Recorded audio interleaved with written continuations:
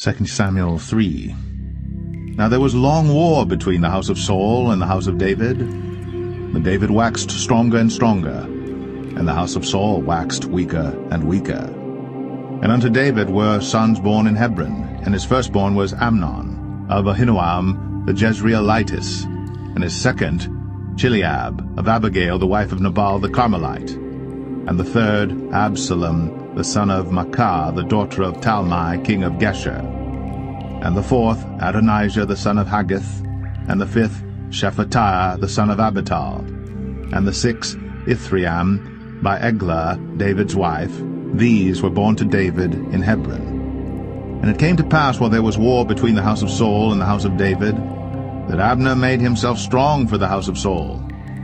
And Saul had a concubine, whose name was Rizpah, the daughter of Ai. And Ishbosheth said to Abner, Wherefore hast thou gone in unto my father's concubine?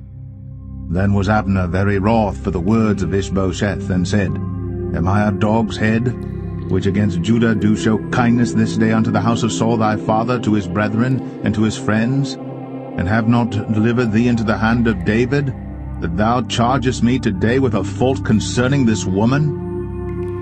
So do God to Abner, and more also, except as the Lord hath sworn to David, even so I do to him, to translate the kingdom from the house of Saul, and to set up the throne of David over Israel and over Judah, from Dan even to Beersheba.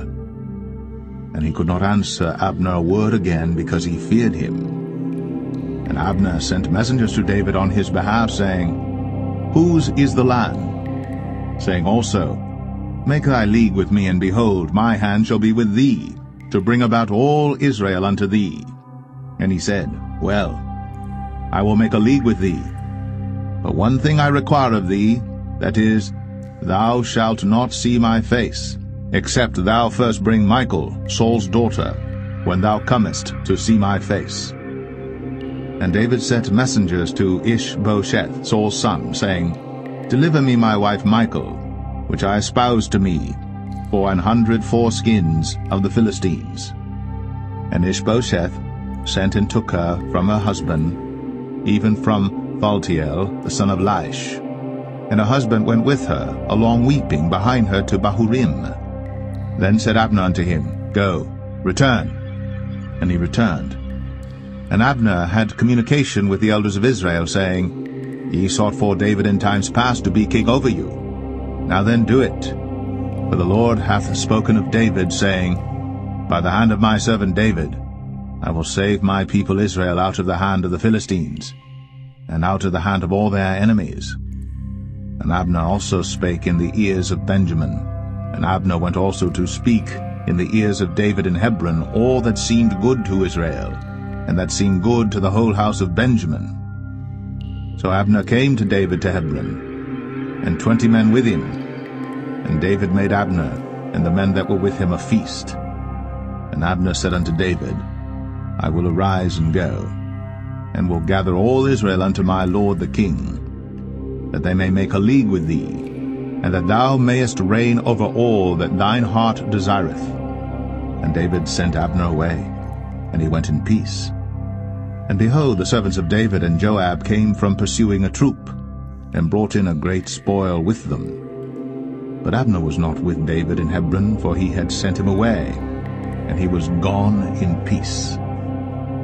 When Joab and all the host that was with him were come, they told Joab, saying, Abner the son of Ner came to the king, and he hath sent him away, and he is gone in peace. Then Joab came to the king and said, What hast thou done? Behold, Abner came unto thee. Why is it that thou hast sent him away, and he is quite gone? Thou knowest Abner the son of Ner, that he came to deceive thee, and to know thy going out and thy coming in, and to know all that thou doest. And when Joab was come out from David, he sent messengers after Abner, which brought him again from the well of Sirah. But David knew it not. And when Abner was returned to Hebron, Joab took him aside in the gate to speak with him quietly, and smote him there, under the 5th rib, that he died, for the blood of Asahel.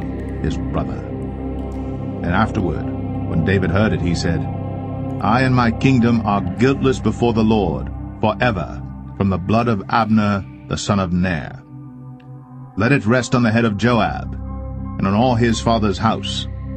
And let there not fail from the house of Joab one that hath an issue, or that is a leper, or that leaneth on a staff, or that falleth on the sword, or that lacketh bread. So Joab and Abishai his brother slew Abner, because he had slain their brother Asahel at Gibeon in the battle. And David said to Joab and to all the people that were with him, Rend your clothes, and gird you with sackcloth, and mourn before Abner. And King David himself followed the bier. And they buried Abner in Hebron. And the king lifted up his voice, and wept at the grave of Abner. And all the people wept. And the king lamented over Abner, and said, Died Abner as a fool dieth. Thy hands were not bound, nor thy feet put into fetters. As a man falleth before wicked men, so fellest thou. And all the people wept again over him. And when all the people came to cause David to eat meat while it was yet day, David sware, saying, So do God to me, and more also, if I taste bread or aught else, till the sun be down. And all the people took notice of it, and it pleased them, as whatsoever the king did pleased all the people. For all the people and all Israel understood that day that it was not of the king to slay Abner the son of Ner. And the king said unto his servants, Know ye not that there is a prince and a great man fallen this day in Israel? And I am this day weak, though anointed king. And these men, the sons of Zeruiah, be too hard for me. The Lord shall reward the doer of evil according to his wickedness.